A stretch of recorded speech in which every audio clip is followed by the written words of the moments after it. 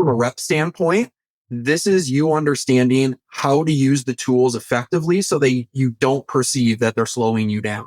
Again, I work with a number of individual sellers coaching. They're maybe with, smaller companies or companies that haven't taken that step yet, but they're an individual who sees the writing on the wall.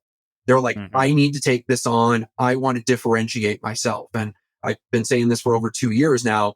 Very rare is AI going to replace you outright, especially in our job. It's going to often be the people who can use AI and be able to show up in that interview and say, I can do a little bit more. I can work a little bit faster.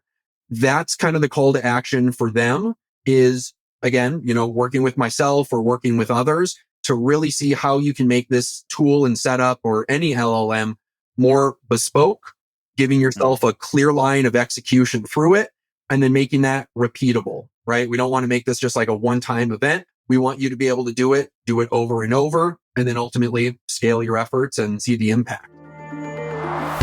You're listening to RevOps Champions, a podcast created for B2B leaders to help you align your people, streamline your processes, trust your data, and leverage technology in order to grow your business. Chris Briest, welcome to the show. Excellent. Thank you for having me. Appreciate it. How are you doing? I'm doing very well. But yourself? Awesome. Thanks. It's good to have you on. Chris, so we were introduced by Mel, who's one of the rock stars on the team here at Dynamico. Yeah. Maybe tell us a little bit about Mile High AI. Yeah, absolutely. So Mile High AI is a consulting business that I started here about 8 months ago. Well, we're relatively new. I mean, I've been in the sales training space for my entire career. Well, we won't throw numbers out there, but with AI as really a passion for the last 2.5 years. So following my previous venture, where last couple companies have been in SaaS, go to market, I've really just locked on to AI, but not to talk about, to figure out how do we make it work. So immediately, my focus was application to sellers. And following my last venture, I wanted to keep going with that. So really just focused in on, how do we help individual sellers? How do we help emerging companies? Really try to figure out how to break off AI. And again, the example I often use is it's the old riddle of how do you eat an elephant? One bite at a time. And I think a lot of people are looking at the AI elephant in the room and they don't know where to take that first bite. So, again, last couple of years has just been a huge focus to help people do that. Now I'm looking to take it a little bit further and help other organizations do the same. Very cool. Awesome. So you just alluded to the fact that previously you had some roles as an enablement leader in a couple of good sized companies that people might have heard of before. Can you tell us what you learned and if there's any link to, let's say, your 2 previous roles for the last, 5 or 6 years, where there's a link to what you're doing today? Yeah, absolutely. Big link. I think for a long time, SaaS has continually started to struggle, right? And I think, when we look at the outbound motion and prospecting, that's been a struggle for a little while now. And I think, that personalized outreach kind of underpins it all for me.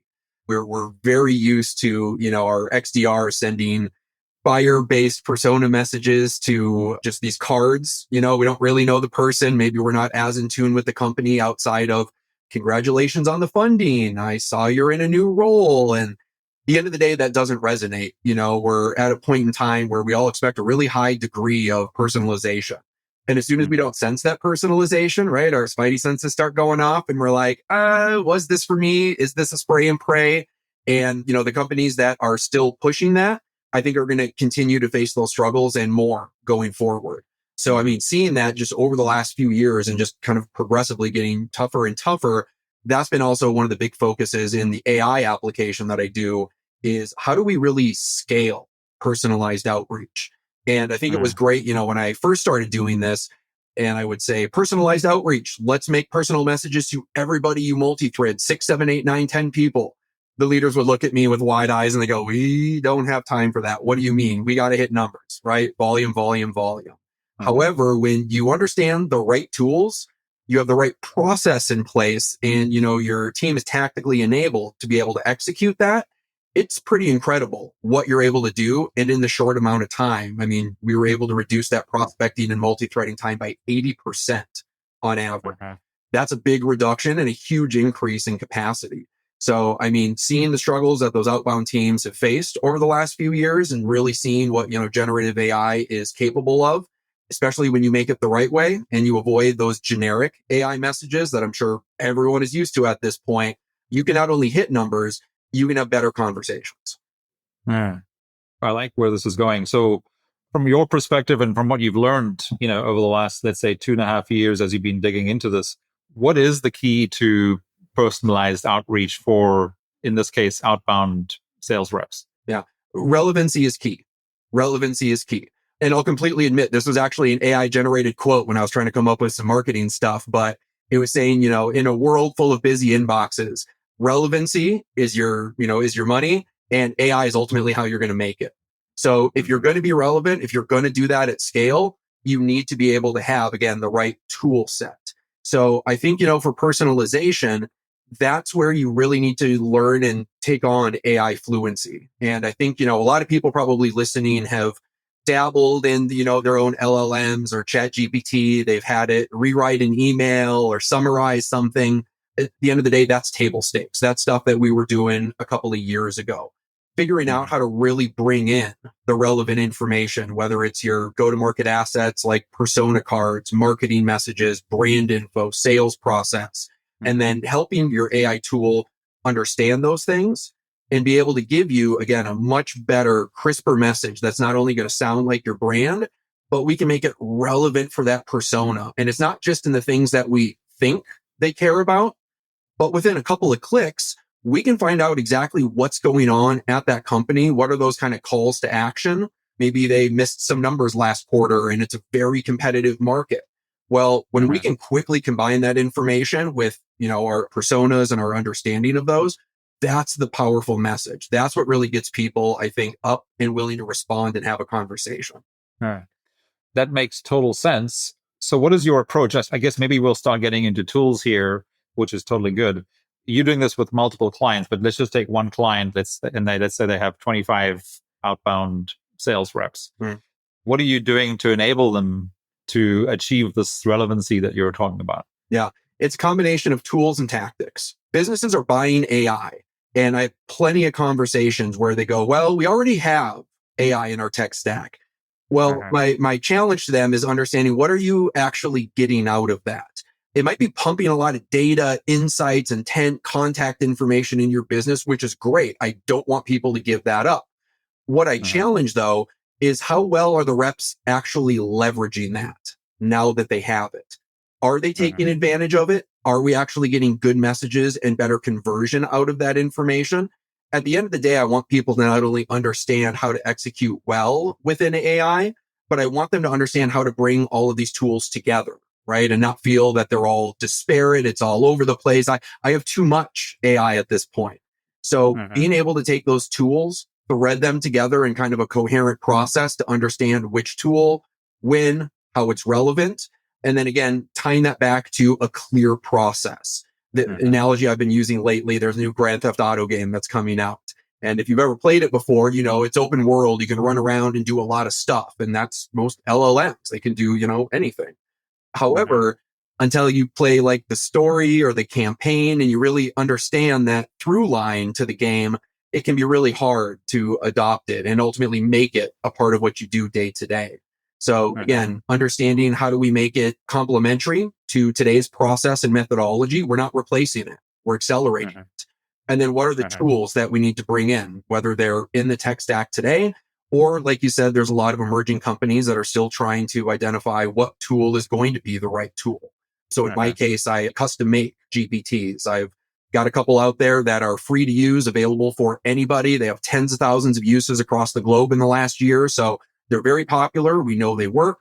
I do, other custom tooling that's much more bespoke to the individual company and has a lot of other kind of secret sauce behind the scenes. But it's once you bring those two things together, that's when the lights will start to turn on for teams. Very cool. So, Chris, who are you typically working with? And what types of or sizes of business are your ideal clients? Yeah, I kind of say the sweet spot right now are mid-market companies, specialty tech, ones that might be in early round funding, maybe a little bit of a later stage. These are the teams that, again, are trying to do a lot with a little. They want to go fast. They want to be nimble. And so I think AI is a little bit easier, of a conversation to breach with them, where enterprises, it takes a lot to be able to move something. Unless you've got a leader that's really vocal about it and is saying like, let's do this now. Yeah. Getting them to change and adapt is definitely a challenge. So talk a lot with, leaders that are in GTM, CRO, heads of enablement. And I focus a lot on sellers, but coming from the background of training and enablement, it is incredible what you're able to do, not just to enable sellers to do their day to day, but things like onboarding, things like continuing education and message adoption and making sure that, what's getting dripped down from the top is actually being seen in the field. So I would say, those sorts of roles are definitely the ones that are most interested. And I think the ones primed to be able to champion. Yeah, that makes total sense.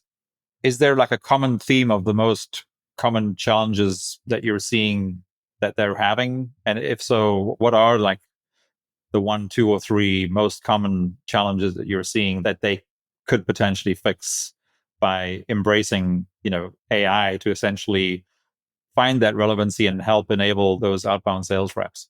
Yeah, I mean, trying to do more with less, definitely the capacity thing. There's definitely not big hiring sprees across the industry. You see the little bursts here and there, but a lot of workforces have been reduced and they're trying to figure out how to get the most out of that existing workforce.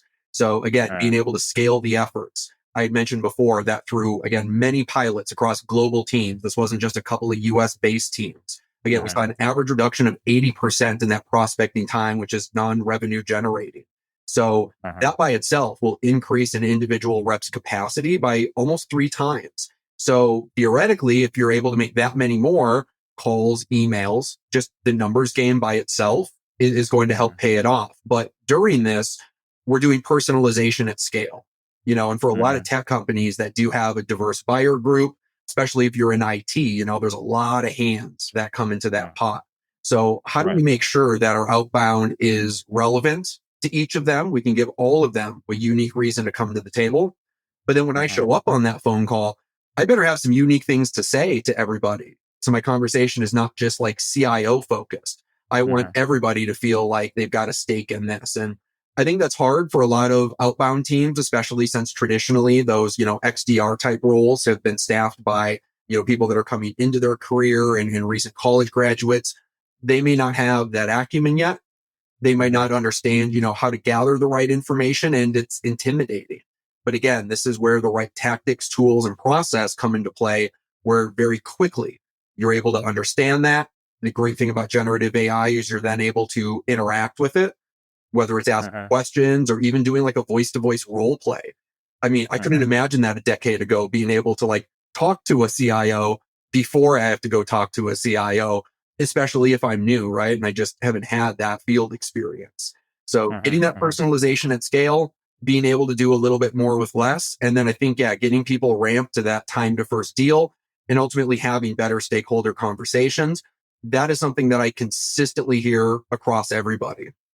Yeah, that also makes sense. So, Chris, let's jump into, and I know that the people, process, and data component is critical to be successful in using the tools and the technology. But let's just dig into the sort of the tools or the tech stack for a little bit. So if you're working with mid-market companies, again, I'm pretty sure they're already using a CRM. Yeah, absolutely. Right. So are you then adding tools that sort of supplement the CRM, or are you doing things that help within the CRM that sort of automatically? So for example, once you've worked with somebody for, I don't know how long your contracts are for, but let's just say whether it's like 3 months, 6 months, and they're sort of starting to see the value.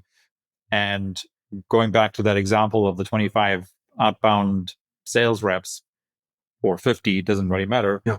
When that sales rep sits down at 8 a.m. to start making calls, are they still using the same tool, or are they using a different set of tools? Yeah. So ultimately, I am AI agnostic. If you've got a generative AI tool internally, whether it's like Gemini, Copilot, ChatGPT Enterprise, I'm totally keen on that. One common thing that I've been hearing is, well, we already have AI, right? It's in our CRM. We have Outreach that has AI in it. We have Gong that has intelligence. I'm going to be a little bit audacious. All of them fall short in a couple of areas. Even as we look at things like the Lavenders of the world, the Apollos of the world, the Clays of the world, a lot of these will do a great job of bringing information in. They may even automate, right, a first email. They may even, help the rep be able to, like LinkedIn, right, has some AI. It might bubble up. Here's something that's happening in the industry. What every single one of them is lacking, though, is a true end-to-end assistant that understands your brand, understands what you're trying to sell, how you sell it, who you compete with, and can support you in using that data. Tons of information out there. And I want every rep to be able to have a true partner, not just that generic AI partner. And I'm going to keep coming back to that. And I can't wait to show you here in a little bit, kind of just some low hanging fruit that anybody can do right out of the gate to immediately, right, up level that experience. But you got some AI in your CRM. That's great. It's going to help you kind of quickly look at notes, maybe get some information in there. But at the end of the day, what it's not going to do is help you do robust research, turn that research into like a strategic point of view of why us, why now, create unique messaging at scale that really leverages that. And again, some will create the messaging, but it's hey, you had a round of funding. You must have more money right now. We should have a conversation about how we can help you. That's not personal. That's not something that's going to get more calls back. So having an assistant that's going to be able to take that to a new level and not just end there. Again, all the tools that I mentioned that will do some of those things, they end at that outreach. What about when we got to get ready for a discovery call? What about when we're on a discovery call? We're debriefing a discovery call. Now we're on to demos, RFPs, negotiations. Our sales process doesn't end at that first outreach message. So there's just not a lot really, or if any, people that are really looking at it from this more holistic sense. So when I come in with the tool, my answer is great that you have these other AIs. Here's what they do. Here's the value that we get out of them, the intent and the information.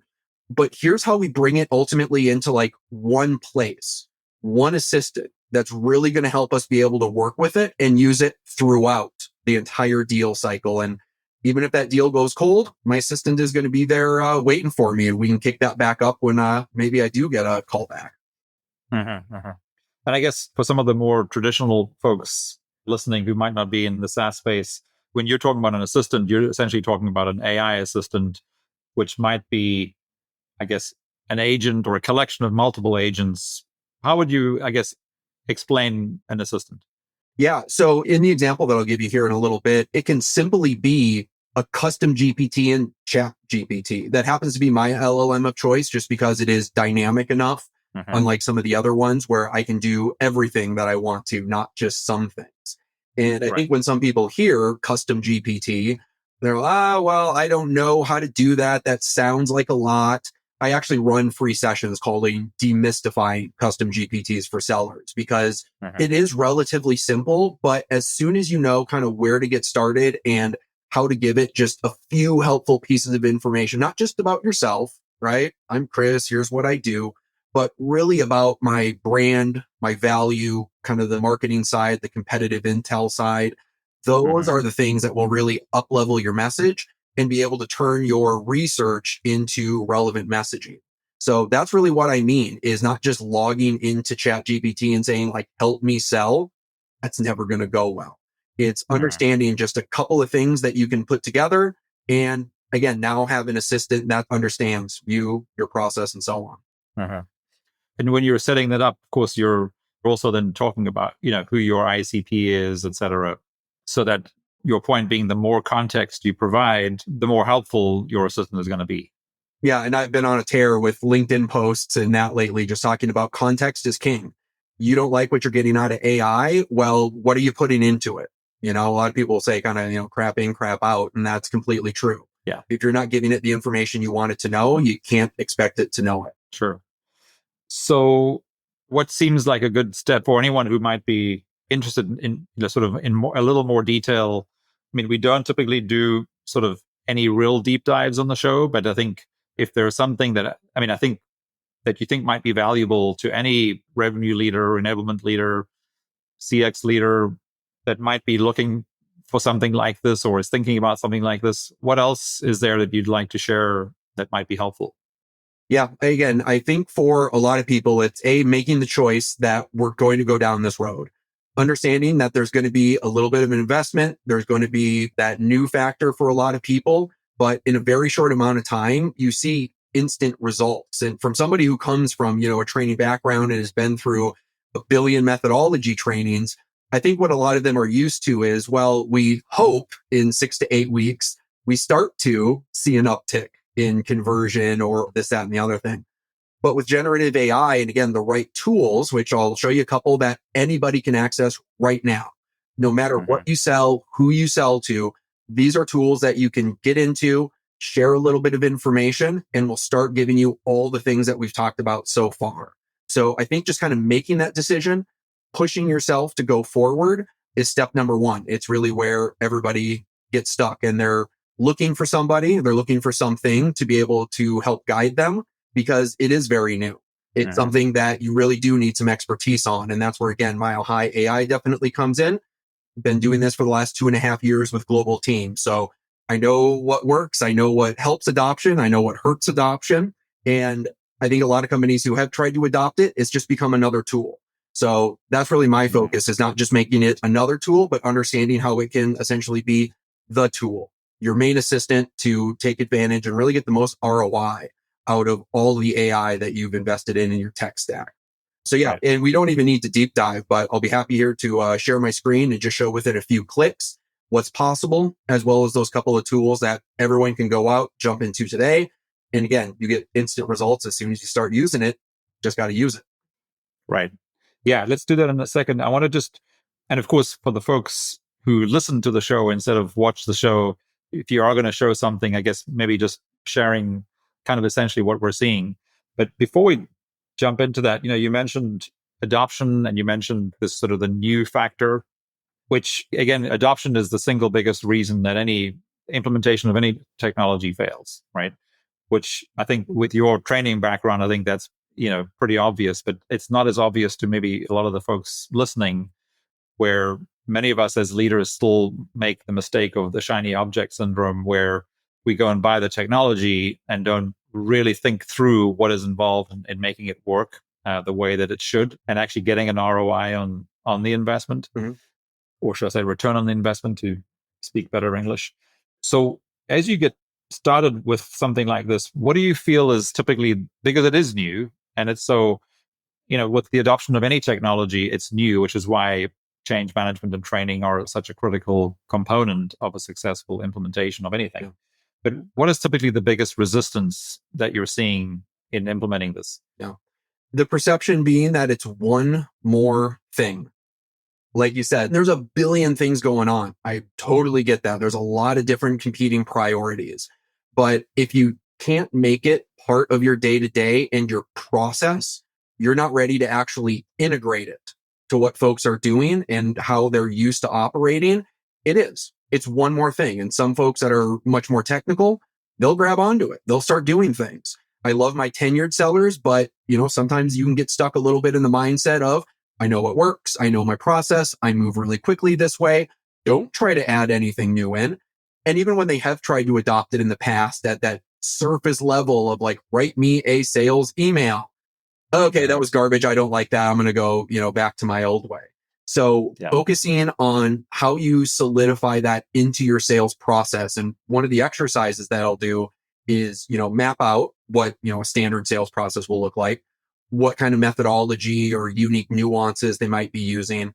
But then by understanding their tech stack, and then also being able to show, some of the tools that I bring to the table, we map those together and we make it very clear where you start, what you need, and then again, where these other AI tools come into play, or where again, your assistant comes into play, which in my humble opinion, it comes into play the second you pull the company off your TAM.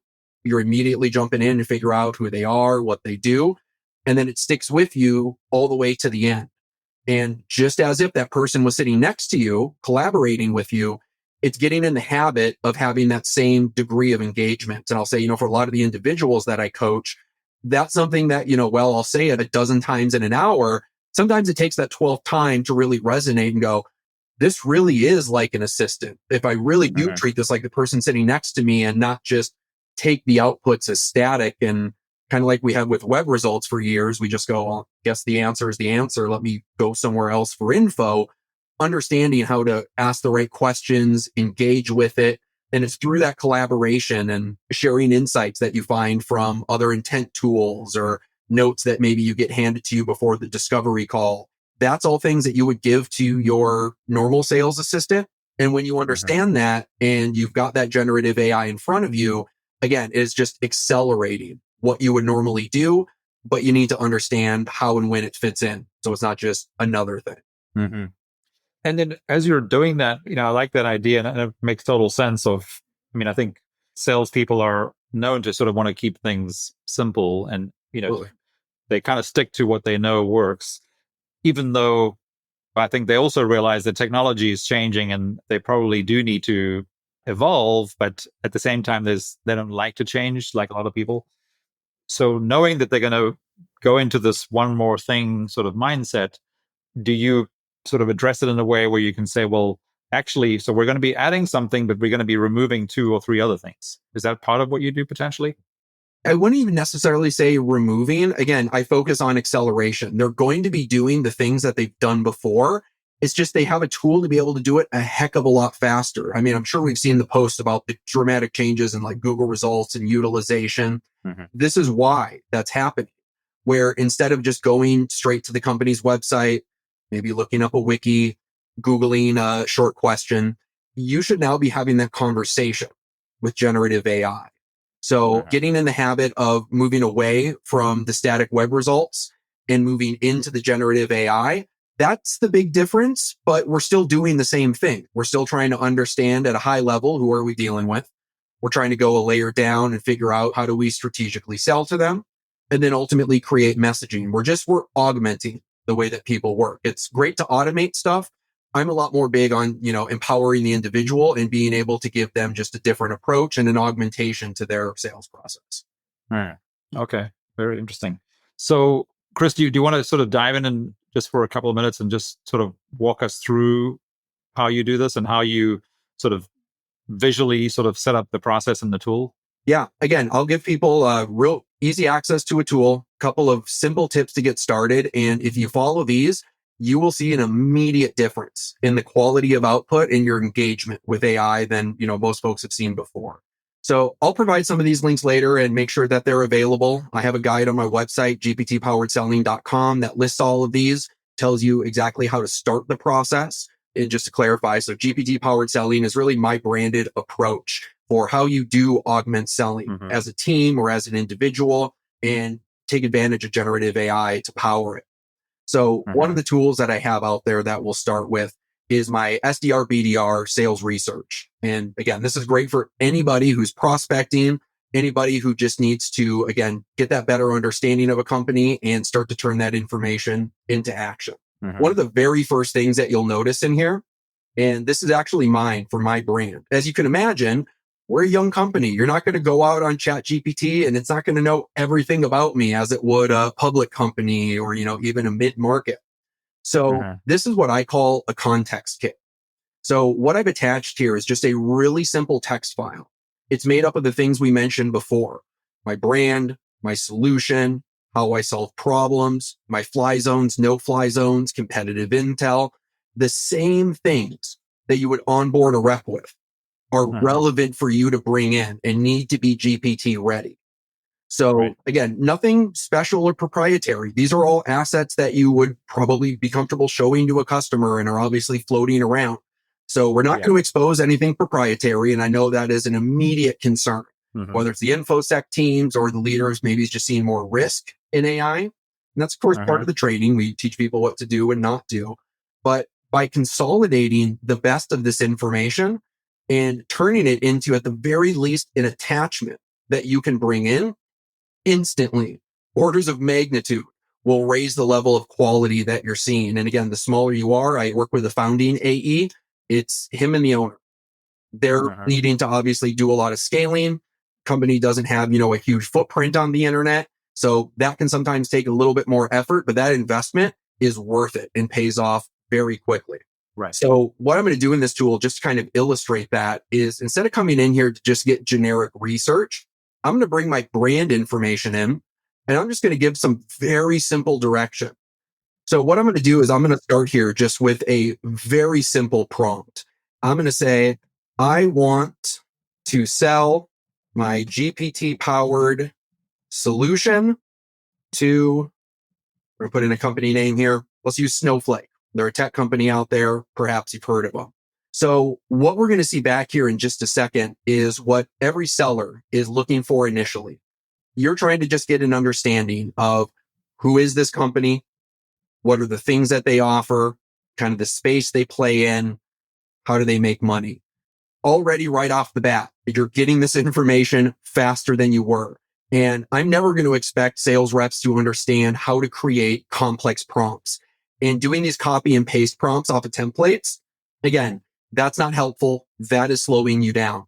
What I want to offer is the time that I've taken to develop these prompts.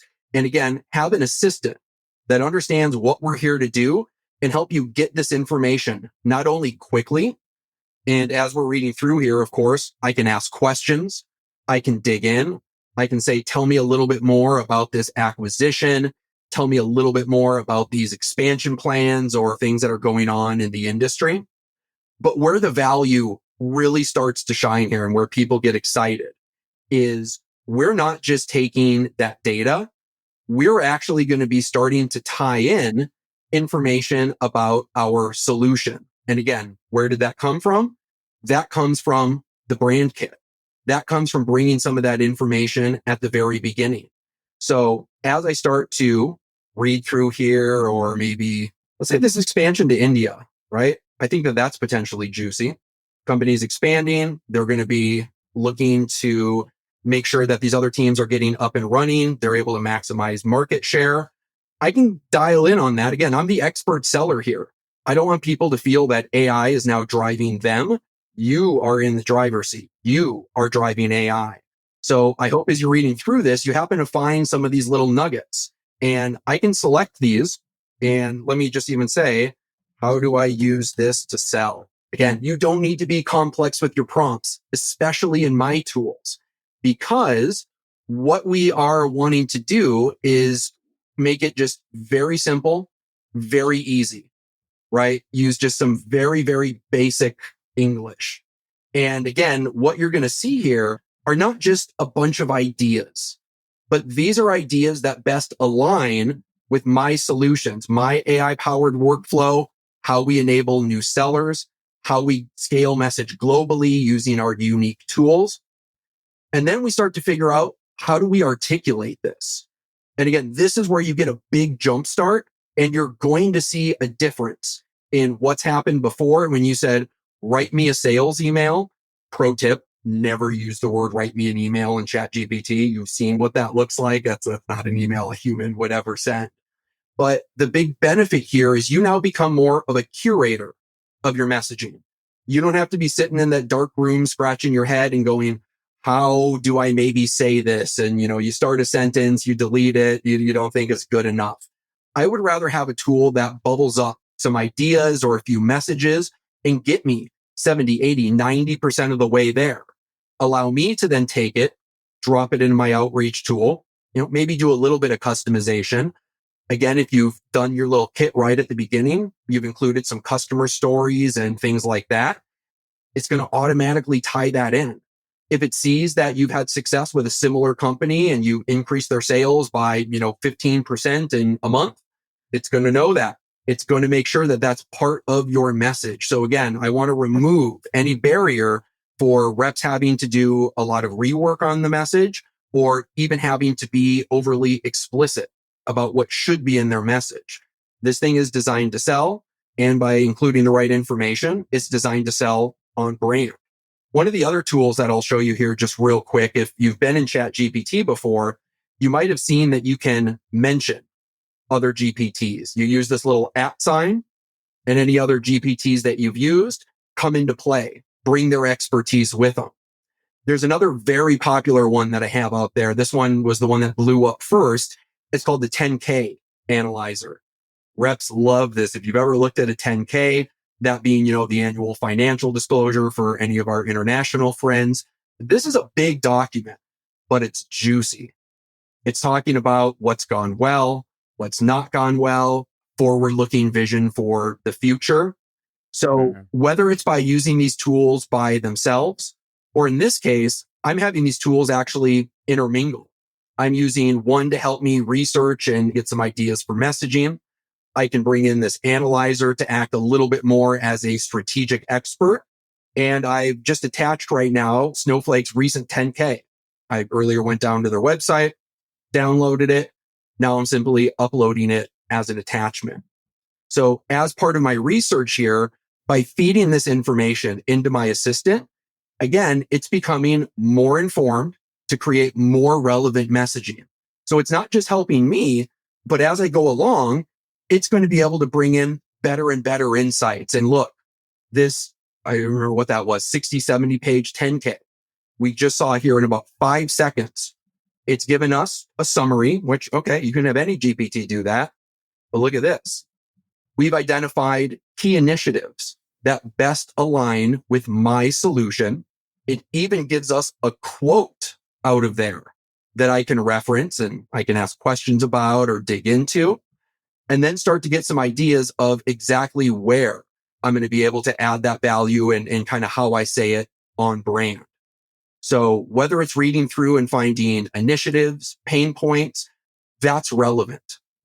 Coming back to that conversation, if you're not relevant and saying, I see that you are scaling into other companies or into other countries.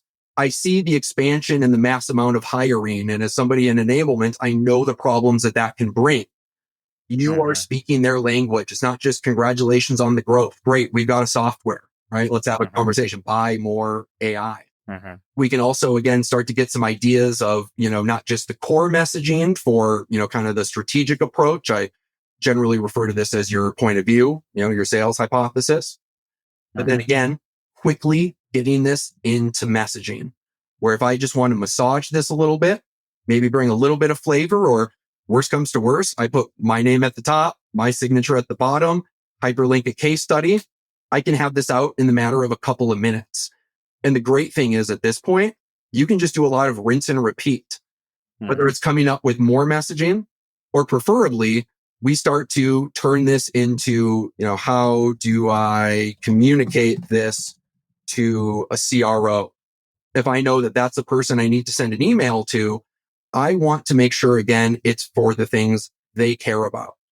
And now if I got 10 other people I need to reach out to, I can bring in their LinkedIn profile, literally just paste the link in there, or maybe some, key details about them. Maybe they're a little bit of a ghost town on that. I can just use kind of what we know about CROs. And like I said, rinse and repeat very quickly in the matter of 5-10 minutes. I can hit on a dozen different personas, create multiple touch cadences for them. And they're all going to be unique, individualized, but most importantly, they're going to sound like your best rep. And that's what I always tell people to challenge me on, is if this is not sounding like your best rep, we've got a little bit more work to do. Right. Yeah. Very cool stuff, Chris. This is really, really powerful, as you can see. So thanks so much for walking us through this. So one question that popped into my mind because of, what we do with helping businesses ultimately optimize the value that they're getting out of their CRM, but knowing that a lot of this is moving into the realm of consulting to them on how they'll use AI going forward as well. What part of what you just shared with us there is being pulled by the rep back into the CRM, or is it being pulled back into the CRM? Yeah. And that's part of kind of the hard part about where we're at in technology right now. So what I showed you right now, these are my public tools. These are out there and available for anybody. I do have some proprietary tools that I offer to companies and that we're actually working on productizing and hopefully going to market with this year. That's going to be, the opportunity once you're outside of a chat GPT to make those integrations, whether it's to CRMs or to other tools. Like I mentioned before, any CRM, I've had conversations with a lot of them. I've seen all the demos. They've got the table stakes things, but they haven't quite thought far enough yet about how to be able to do a lot of these things and more within their own. much Mhm. less looking outside of themselves to figure out what is there that I can use to pull this in, because the Venn diagram of competition is prevalent. So Mhm. I think that this requires a little bit of forward thinking. If I can give you quick my 5-year idea, there needs to be an ultimate assistant. Every tool has like an ask me anything. That's Mhm. useless. Why should I have 5 ask me anythings across all the tools? You should Yeah. have one assistant. You ask it anything, and through, right, like an agentic environment, it's going to be able to go out to these sources, pull in your recent Gong call, pull in the recent contact details, go to your content management system and pull in the persona cards and competitive intel, all just through some very simple, whether it's natural language prompting, or one of the things that's kind of the IP behind the special tools I offer is what I call zero prompt commands, where you don't need to write out sentences or half sentences like I just showed. You can literally, within a single word or click, be able to execute these things and move yourself through the sales process. So there's going to be a lot of growth in figuring out how do you best bring these things. But yeah, ultimately right now it's understanding that you've got this assistant, where and how, information comes in, but then also to your point, how to be able to take the best of it out of there to update your CRM, to make your decks, to make your calls, even do your deal reviews and have a really good QBR and look great in front of your GTM leaders. A lot of Mhm. ways to leverage it, but right now you definitely as a rep need to be able to kind of understand how these things interplay, but eventually we'll get to that ultimate assistant and that ultimate ask anything. Yeah. Wow. Which is, it's obviously very attractive to a lot of people, right? No, So absolutely. I know we could talk about this for hours, but there are two roles that I'd like to ask you a question about as far as how their mindset needs to. Well, I'm not quite sure how we just saw balloons, but That was anyway. exciting. Yeah. So there are two roles that have to go through a mindset shift if they haven't already done so out of this conversation. One is whether it's the revenue leader or the CEO. So, but let's just keep it to the revenue leader for now. And then the other one, of course, is the sales rep using all this new power and technology. What do you think that looks like for each of those? What does that mindset shift need to look like? Yeah. For revenue leaders, being blunt, it's making the choice to do it. That's it. Mm. Again, tons of conversations around people who are wanting to do it, but very few are like, okay, let's do it. Let's make the investment. Let's take the first step. I Yeah. actually just made a post today, and I don't want to call this an existential crisis, but January 2nd was the middle of the year and actually puts us closer to 2050 than we are to the year 2000.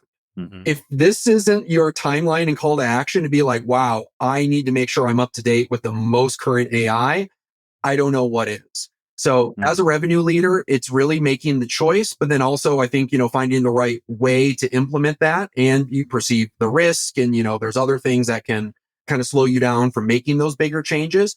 But it's a Mm-hmm. change that if you don't make it, you're not going to be competitive in the market anymore. And your competition will likely make that change before you. So you've Yeah. got to make the Yeah. choice. You got to take the first step. I think from a Right. rep standpoint, this is you understanding how to use the tools effectively so you don't perceive that they're slowing you down. Again, I work with a number of individual sellers coaching. They're maybe with, smaller companies or companies that haven't taken that step yet, but they're an individual who sees the writing on the wall. They're like, Mm-hmm. I need to take this on. I want to differentiate myself. And I've been saying this for over 2 years now. Very rare is AI going to replace you outright, especially in our job. It's Yeah. going to often be the people who can use AI and be able to show up in that interview and say, I can do a little bit more. I can work a little bit faster.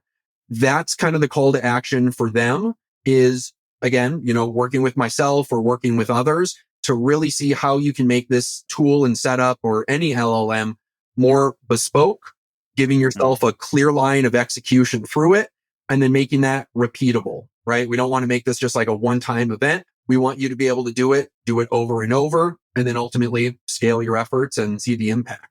Yeah. Yeah. And I guess like those individual sellers who are essentially investing in themselves and their futures, if the organization that they're currently at doesn't come along, in other words, if that more senior leader doesn't make the decision to invest the time and the resources into this, they would be very marketable at any other company who has already decided to make that move and is looking for sellers who actually already know how to do this, right? Yeah. Or especially, again, you're a younger seller, you're maybe in that BD role, you're trying to move into more of an account executive or strategic role.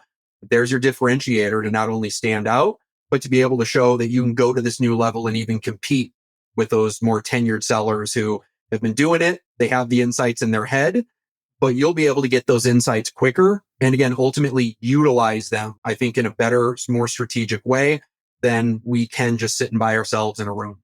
Yeah. Very cool. Very powerful. Chris, so last question as we wrap up here.